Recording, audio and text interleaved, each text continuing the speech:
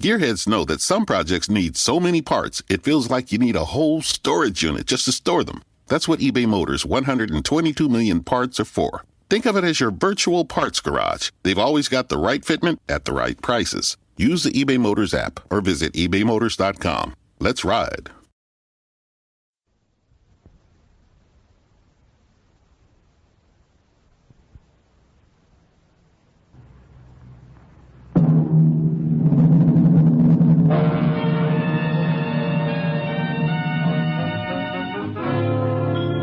Dangerous Assignment, starring Brian Donlevy as Steve Mitchell.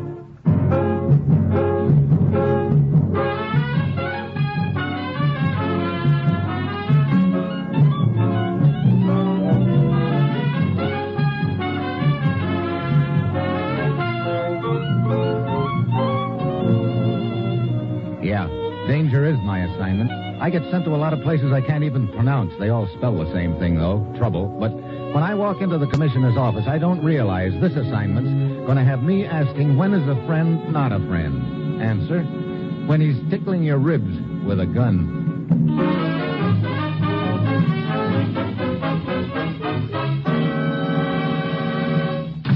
Well, here he is, Commissioner. Thanks, Ruth. Morning, Steve. Commissioner? I suppose I fooled you right out of a big deal as usual. No, this time it was strictly business. I was getting caught up on my paperwork. What? Honest, I was bringing my files up to date. Yeah? How many telephone numbers make up a file? That's what I thought. I have your papers at my desk when you're ready, Steve. Thanks, Rose. Well, what's the deal, Commissioner? Take a look at this map of Eastern Europe, Steve. This country right here. What about it?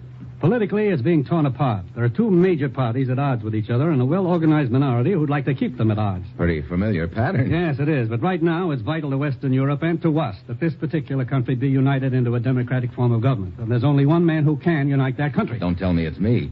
No. Dr. Corvell. Dr. Corvell, but he's no politician. That's the point, Steve. Dr. Corvell has no political affiliations. He's that country's leading citizen, a scholar, a scientist, a man of stature. Yeah, he could be just the man for the job. As you know, he's been living in this country since the war, but now he feels it's time to return to his own country. There's to be a vital meeting of the legislature over there in 3 days, a meeting that could determine which way the country goes. If Corvell could pop up at that meeting, it might turn the trick.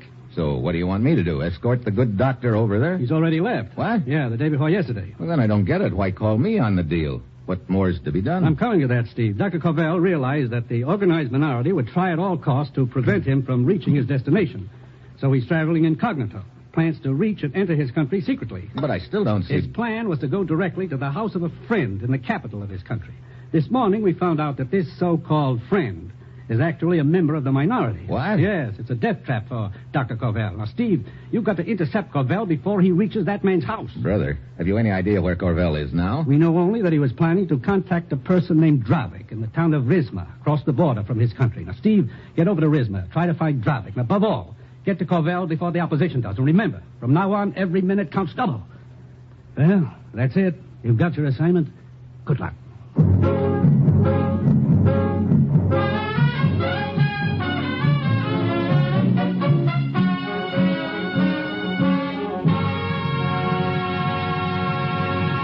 The National Broadcasting Company is presenting Dangerous Assignment, starring Brian Donlevy in the role of Steve Mitchell, colorful, two-fisted government agent.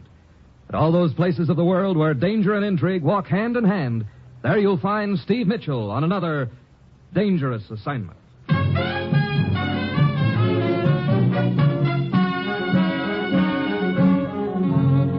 Sure, I've got my assignment. Just a simple matter of getting to Dr. Corvell before the opposition does, and incidentally trying to keep the opposition from getting to me. A real cinch. Well, it's Tuesday when I get to Rizma. I've got to find Dravik in a hurry, but I haven't any idea where he is. There's only one hotel in town, so I check in, and then I ask the desk clerk about Dravik. He says he's never even heard the name, but he does remember a distinguished-looking man with white hair staying at the hotel overnight a couple of days ago. Probably Dr. Corvell. I turn away from the desk and start across the lobby, and then I spot a very familiar face. It's a foreign agent named Marzak. I've tangled with him plenty in the past, and I've no desire to renew the acquaintance now, so I start to duck into the bar, but he sidles in front of me. Well, my old and dear friend, Mr. Mitchell. Hello, Marzak. My, such a cold greeting to give to a man who possesses such admiration for you. After all the times we have been together in the past, Mitchell, even though on opposite sides of the fence, I should think that you might be a little more cordial. Look, you mind getting out of my way? The man is in a hurry. Such a pity, such a pity. I thought perhaps we might find a quiet corner and talk over old times together. I said get out of my way. But what destination could possibly be so important that you could not spare a few minutes for an old, let us say, colleague? I'm going into the bar, if that's okay with you, Marzak. Splendid. Thank you for your invitation. I accept with pleasure. Some drinks, much talk, a perfect way to spend an evening. Look, for the last time, I didn't invite you. I'm drinking alone, and if you don't... Drinking alone? What a barbarous custom. But then I suppose it is to a certain extent fitting that a man should have a farewell drink in solitude. Farewell drink? Yes. I understand you do not like this town of Rizma. I cannot say that I blame you. Oh? I understand further that there is a train leaving here in half an hour and that you plan to be on it. So I decided to help you by reserving a compartment for you. Now, that's real sweet of you, Marzak. But what if I decide I like it here? In that case, I understand it is quite possible you may remain here permanently. You're quite an understanding guy, aren't you? Yes. And I believe you are also. Goodbye, Mr. Mitchell. Come again when you cannot stay so long. And please extend my very best regards to your commissioner. Yeah. I beg your pardon, sir. What? I overheard you ask the desk clerk a few minutes ago about a distinguished-looking man with white hair. What about it? I believe you are referring to Dr. Corvell. Was I? Who are you? Bisco, a friend of the doctor's. And I am worried about him. What do you mean? His return is the one thing which can unite our country. But I feel he is in great danger. You see, he plans to go to the house of a friend of his in our capital. I now have reason to believe that friend intends to betray the doctor. I see. Yeah, Bisco, you're right. That is why I crossed the border to Rizma here, to try to intercept the doctor and warn him, but I was too late. He has already left. Yeah. You ever hear of a guy named Dravik? Dravik? No. Mitchell, the situation is very serious. We must find Dr. Corvell. First, I've got to find Dravik. And I can't get very far doing that with that character Marzak on my tail. Yes, I saw Marzak talking to you. I know all about Marzak. He is a dangerous man. He just invited me to leave town. If there were only some way I could shake him, might give me time enough to locate this Dravik. Wait. I think I have an idea. What is it, Bisco? See, Marzak is across the lobby watching us. He undoubtedly knows you have orders to find Corvell. And also, undoubtedly, Marzak has orders to stop you. So? So if we were to conclude our conversation and I were to slip furtively out the side door and get into my car, Marzak might assume I had information concerning Dr. Corvell. Yeah, he'd probably follow you, all right. I will make sure he follows me a long way. Long enough to take him off your trail for an hour or two. Okay, Bisco, it's worth a try. Go ahead.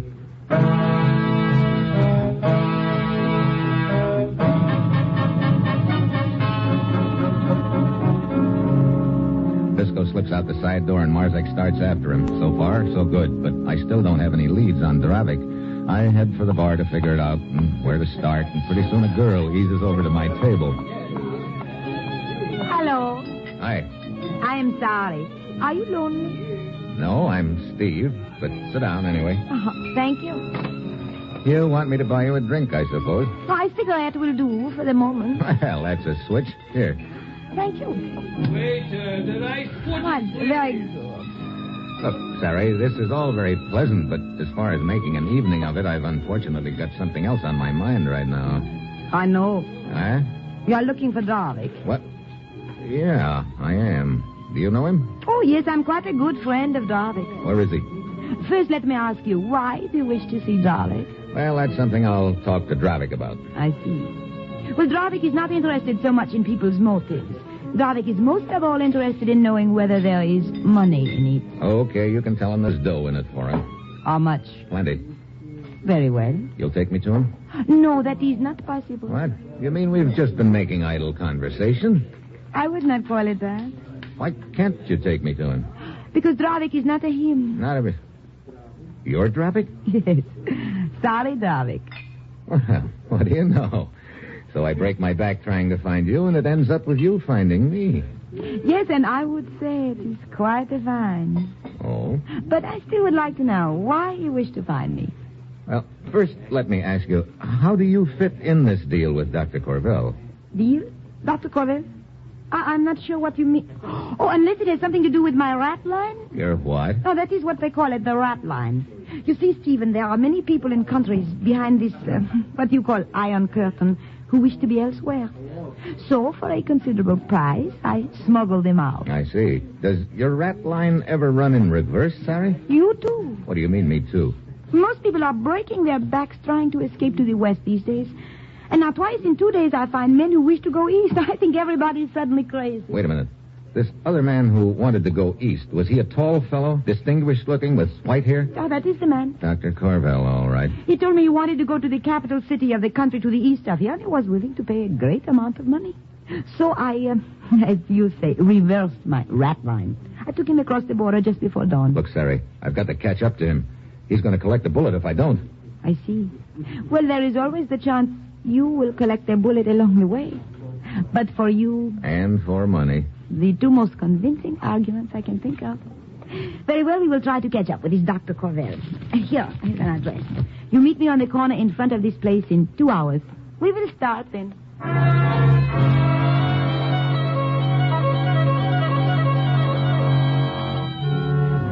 I head back to my hotel. Then, as I open the door to my room, I see I've got company.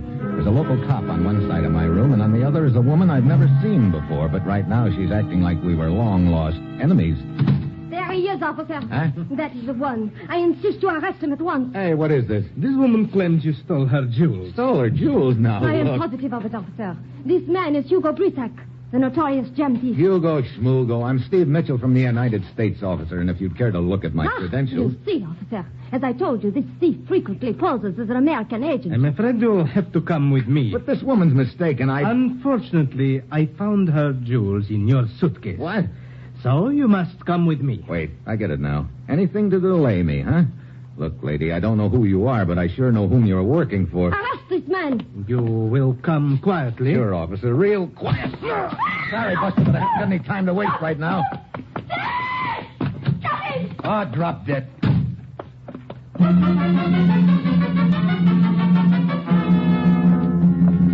run downstairs and duck out the side door. The opposition's gag had almost worked. By the time I could have talked my way out of the frame, it had been too late to catch up with Dr. Corvell, of course. Well, now there'll be the little matter of the cops on my tail. Great. I roost behind a few assorted ash cans in an alley for a couple of hours, and then I go to the address Sari gave me. She's waiting for me in the shadows. What? The notorious jewel thief. Yeah. I see the news travels fast, Sari. I believe the police are quite anxious to find me. I don't doubt it. So, I understand now why you wish to escape from this country. Look, I'm trying to find Corvell. That jewel business was a frame. Oh, too bad. What's too bad? You would make such a nice jewel thief. It gives you color. Oh, color yet. I like you, Stephen. I think you're peachy, too. Now let's get going, huh? Oh, very well. Come on. Here is my car. We will drive as far as the border. Okay. What happens then? Well, when I get you across the border, one of my men will take you the rest of the way. Hey, What's the matter? a guy running across the street at us. Get going. It's Marzak. Oh? Who is Marzak? The guy who rigged the jewel frame on me. Hey, he's trying for the running board. You will not get away, Mitchell. Oh, yes, Marzak. Oh, very neat, Stephen. Listen, sirens. Marzak must have tipped the cops I'd be around this neck of the woods. This is just wonderful. Oh, are you always in trouble? Look, I'm to trouble what honey is to a bear. Now, come on, keep that gas pedal down to the floor.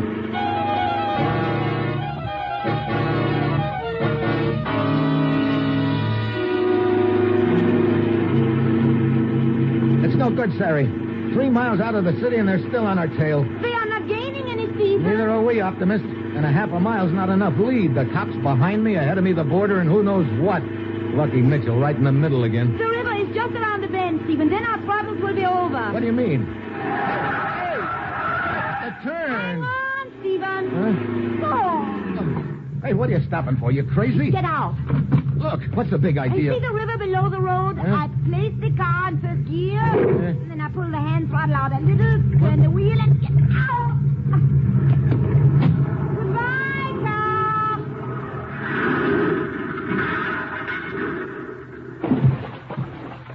Quick. Now, into the bushes.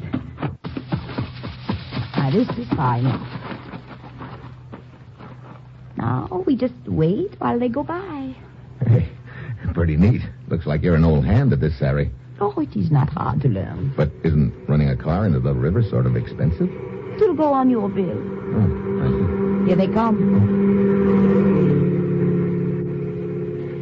So now we go across country to the border. It's only a kilometer or two. Lead the way. Once we get across the border, how far is it to the capital? Oh, about 30 kilometers. Just across the border, we will meet a farmer with a horse-drawn wagon. He will take you to the next village. There, a man will be waiting for you in an automobile to take you the rest of the way. I just hope we get there in time to keep Dr. Corvell from walking into that trap at his friend's house. Hey, wait a minute. What is it? Quiet. Somebody heading this way. Probably the border patrol. Get down. Yeah, I see them. Perhaps we had better get closer together. Yeah, Like I said, you seem to be an old hand at this. Like I said, it is not hard to learn. Hey, quiet. Here they come.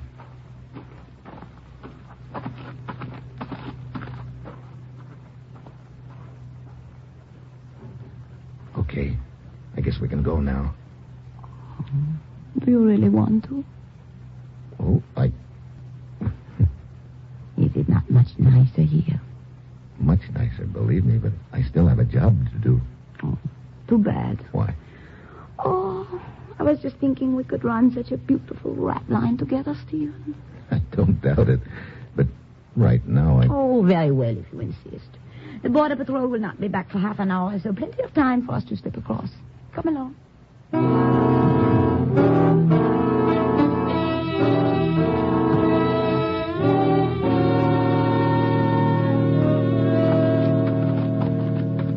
There's the farm and his wagon, Stephen, waiting in the shadows. Yeah, I see them. Dimitri?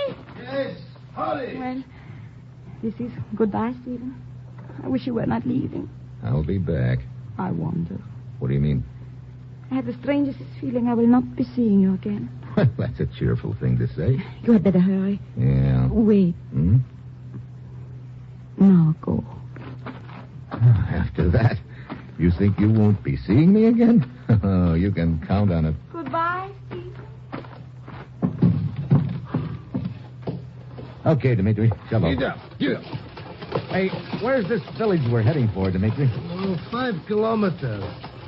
Hey, why are you turning off the road? This is a shorter way. Oh. Many patrols in this area? Not for another hour or two. That will be plenty of time. Whoa! Hey, how come we're stopping? Very simple. We're stopping because for you it is the end of the trip. Look, Well, a machine gun. Quite right. Now get out of the wagon. Okay. Well, now I know why Sari figured she wouldn't be seeing me again. She was working with the opposition right from the start. It's a bad time for you to be talking about the start, Mitchell. What do you mean? As soon as I press this trigger, for you it will be the finish.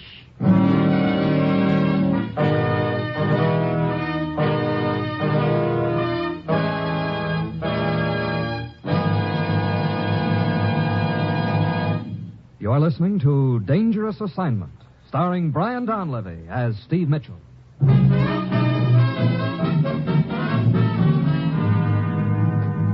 Mitchell, Eh?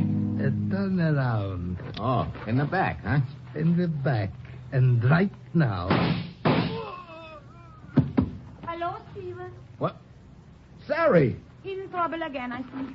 I sure was until you knocked off Dimitri here. Oh, this man is not Dimitri. What? Oh, I thought there was something strange about his voice. Then right after you started in the wagon, I found the real Dimitri's body in the ditch. So I followed. Well, you just got elected the girl I'd most like to have following me. Ah, thank you, darling. So, what happens now? Well, I seem to remember that. I mean, how do I go about getting to the capital? Business, always business. All right. I think I better take charge of you myself the rest of the way. Come along, we will go into the village and get a car.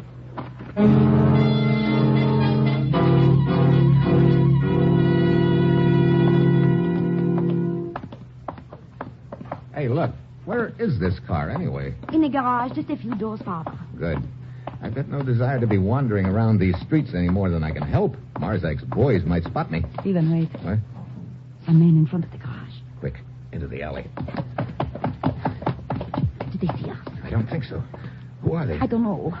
That's the garage where you keep the car, huh? Yes. They must have gotten tipped somehow. Great.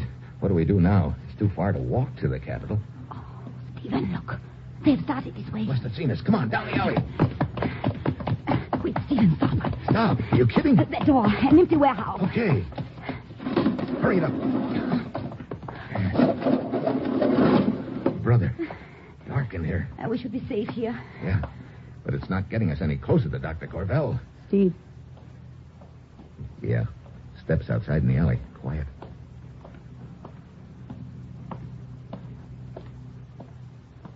Good. They have passed by. Yeah. Hey, if they're away from the garage, maybe we can get to the car after all. Wait a minute. What? Listen. One of them is coming back. Just one of them. Good. Stay down behind the crate. Now! Steve, he must not call out. He can't call with a stranglehold on him. A little more. A little more. There. Speaking of being an old hand at this sort of thing. Look, his buddies will be back looking for him any minute. We gotta hurry. All right, go around to the back of the warehouse. I will get the car and pick you up there.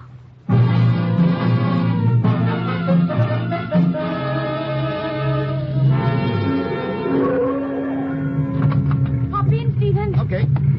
You sure didn't waste any time. No, of course not. We must get the business over with fast, no? Well... Stephen, I have good news for you. I could use some right now. What is it? I learned from my man in the garage this Dr. Corbell was delayed getting across the border. He is now less than an hour ahead of us, and he's riding in a truck. Think we can overtake him before he gets to the city? It will be fun trying, Stephen.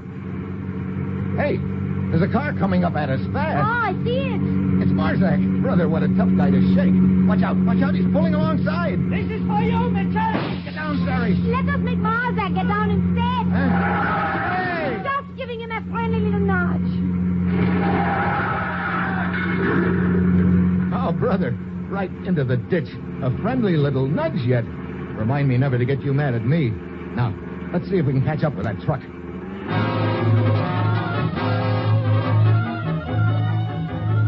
Sari jams the throttle to the floor and holds it there. The minutes tick off. This is the last lap of the race and the lap that pays off. Up ahead of us somewhere, Dr. Corvell in the truck riding innocently into a death trap, and Sari and I in the car trying to catch up with him before the trap is sprung. But at least we've whittled down the opposition. Marzak's out of commission. Also the fake wagon driver who tried to machine gun me. That should leave just a friend whose house Dr. Corvell is heading for. Finally, we get to the outskirts of the city. Then Sari points up ahead. There's the truck, Stephen. Yeah. You sure that's the one Dr. Corvell's riding in? Yes, I recognize it. It is my truck. Wait a minute. How about the driver? Oh, he's one of my men. He can be trusted. Okay. As soon as we get up to the truck, pull alongside it and tell the driver Stephen, to... look coming out of the side street. A hay wagon. Oh, it has stopped in the center of the road. Oh, brother, the other team's throwing everything at us but the water boy. I think I can get around it. Hey, now look, don't try to nudge that hay wagon into the ditch. No, we will turn here. Oh, brother, another inch and we'd have lined up with the rest of those tomatoes on that vegetable No, stand. down the alley. Hey, watch out, that cart!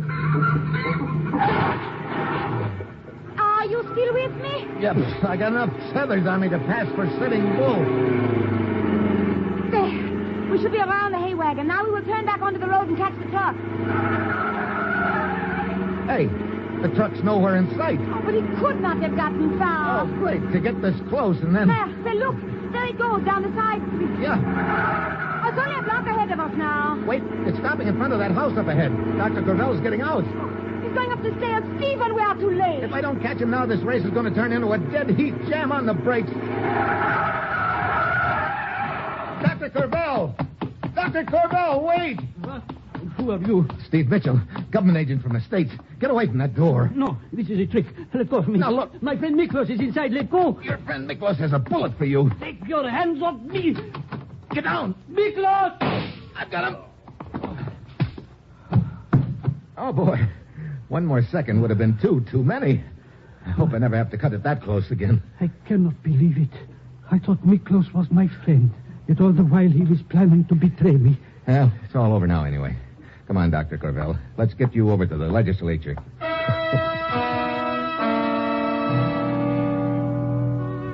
We pile into Sari's car and head for the Capitol building. On the front steps are two men. One of them looks like an American. The other is Bisco, the guy who tried to shake Marzak for me earlier.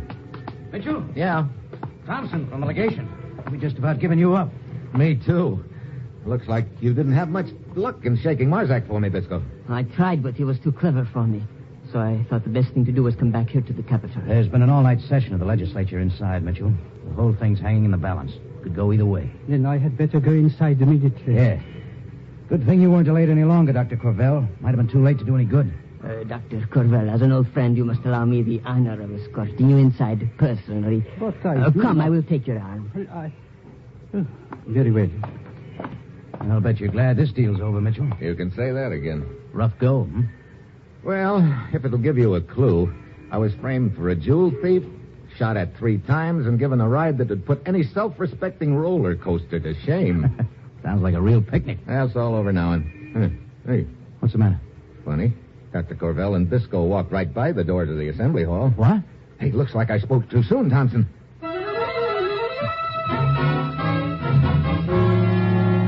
I slipped down the stairs and around into the alley beside the building. There's a car parked by the side door. I hugged the wall. A moment later, the door opens, and out comes Dr. Corvell, followed by Bisco. Into the car, Corvell, and remember, I'm holding a gun on you in my pocket. Guess Corvell's got no friends at all, Bisco, huh? Mitchell, Yeah, Mitchell. get your hands off me. I will kill you. I've got your wrist. You pull that trigger now, and you'll... What a hard guy to convince. He shot himself. Yeah, trying to do likewise to us. Who is he? I have never seen him before. That's what I figured. Come on.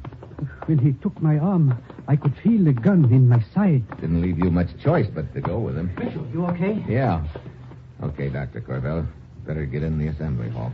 Yes, Thank you, Mitchell. Thank you. I hope he's in time. Hey, listen. I guess that's your answer, Thompson.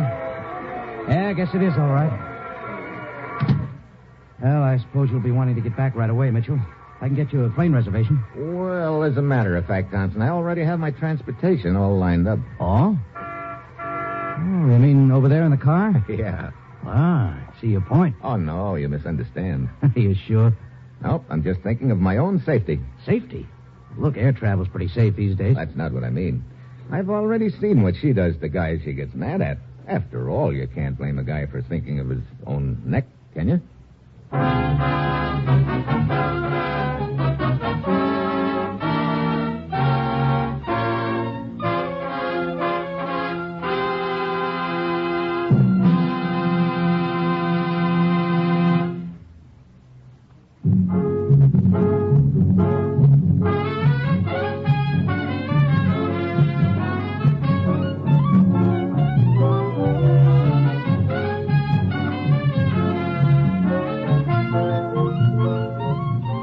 Dangerous Assignment, starring Brian Donlevy as Steve Mitchell, is written by Bob Reif and Adrian Jondo, with music by Robert Armbruster, and is produced and directed by Bill Karn. Be with us again next week at this same time when Brian Donlevy, starring in the role of Steve Mitchell, will embark on another dangerous assignment.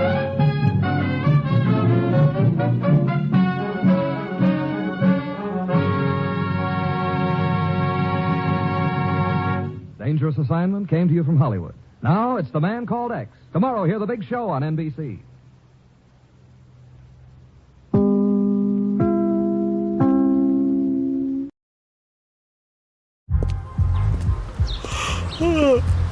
The only thing better than grinding all night for your side hustle is your roommate picking you up with Mickey D's breakfast.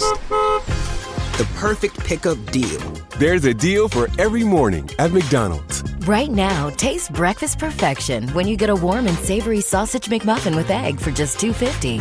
Price and participation may vary. Cannot be combined with combo meal. Without the ones like you, who work tirelessly to keep things running, everything would suddenly stop. Hospitals, factories, schools, and power plants, they all depend on you. No matter the weather, emergency, or time of day, you're the ones who get it done. At Grainger, we're here for you 24/7, with supplies and solutions for every industry, and access to product specialists ready to help. Call, click Grainger.com, or just stop by. Grainger, for the ones who get it done.